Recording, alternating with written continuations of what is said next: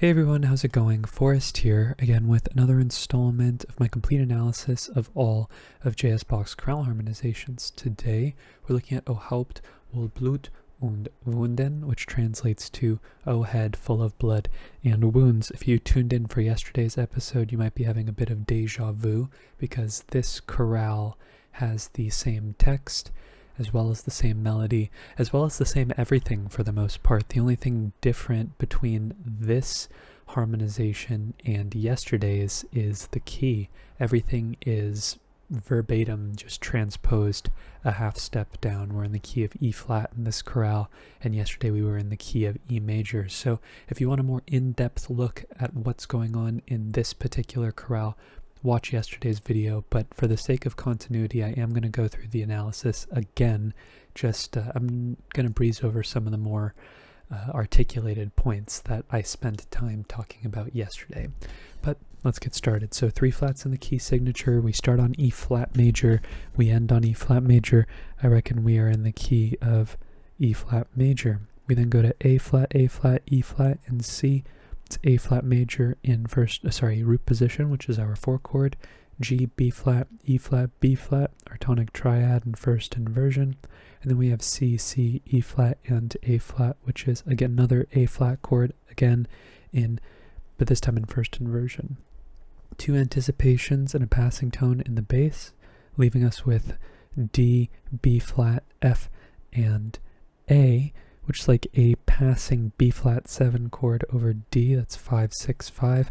And then we have E flat, B flat, F, and G. This F is an accented non-chord tone. This E flat is our chord tone. This is an E flat major triad. We then have A flat, C, E flat, and F. That's F minor 7 over A flat, which is 2, 6, 5. We know that Bach loves 2, 6, 5 chords. B flat, D, and F. That is B flat major, which is our 5 chord. And then our imperfect authentic cadence is concluded with E flat, B flat, E flat, and G, our tonic triad, root position. Our next phrase concludes with a perfect authentic cadence in the key of C minor, and just like yesterday's chorale, I am going to say that this E flat chord is our gateway to the key of C minor. It is now our 3 chord.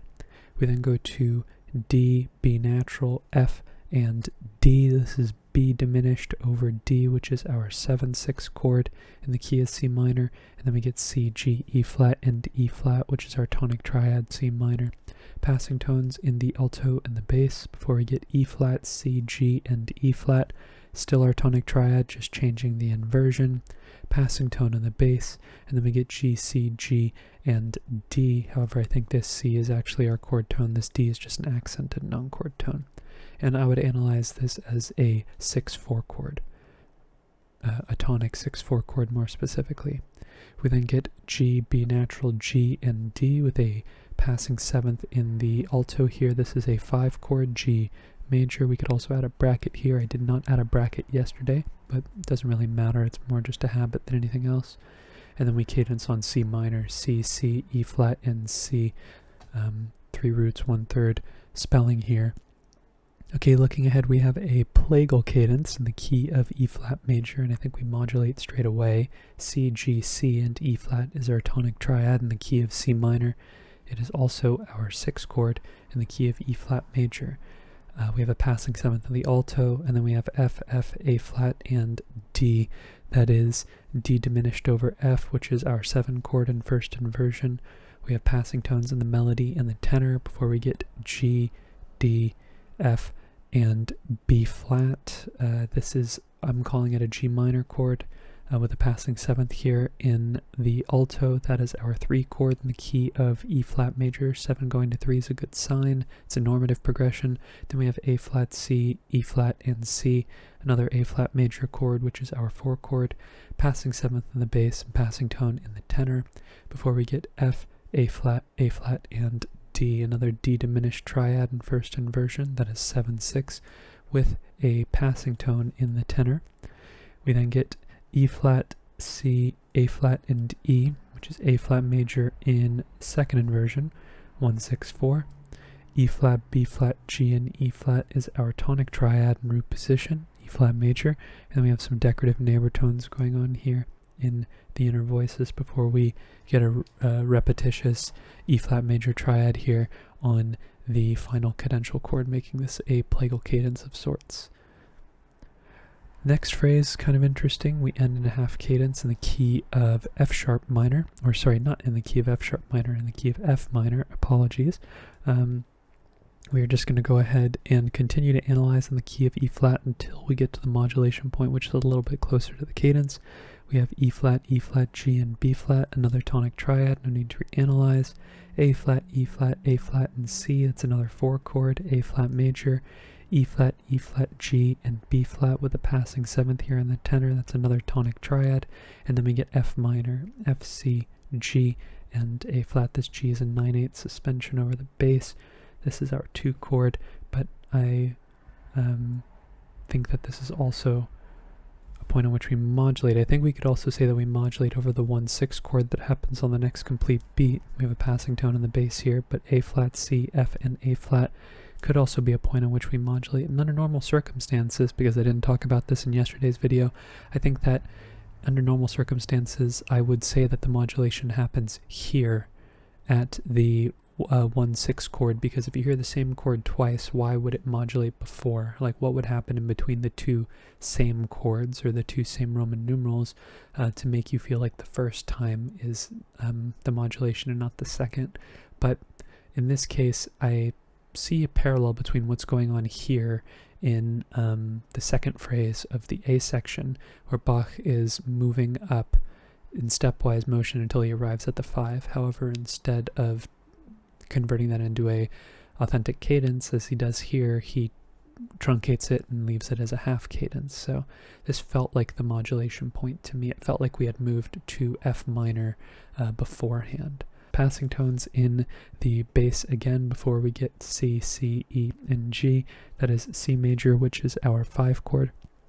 And similar to yesterday's chorale, we get a movement to the key of the dominant, B flat, before we go back to E flat major. And I called it a direct modulation rather than a common chord modulation, because this is a secondary dominant of the chord that we start. We could say that we modulate over 5 of 5, but it doesn't really feel that way to me. This feels more coincidental than anything else. We start with A, C, F, and E flat. That is F7 over A, which is 5, 6, 5. B flat, F, and D is our tonic triad. B flat major, passing tone in the melody before we get D, B flat, F, and F, which is just inverting the same chord. Neighboring 7th in the tenor before we get G, B flat, G, and E flat. That is our 4 chord, E flat major. Passing tones in the lower voices, which leave us with A, C, G, and E flat. That's like an A minor 7 flat 5 chord.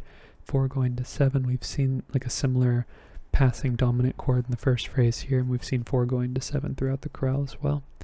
And then we get B flat, D, F, and D, which is our tonic triad, B flat major. And this B flat is our chord tone as well. It's the root of the chord, so we don't need to mark anything.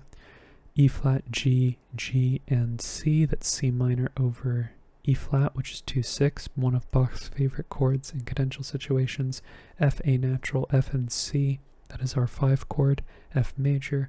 And then we get B flat, F, and D, which is our tonic triad, B flat major. That gets recontextualized as 5 in the key of E flat major. Bach often does this in keys, in dominant keys, or rather in the key of the dominant before we go to the key of the tonic.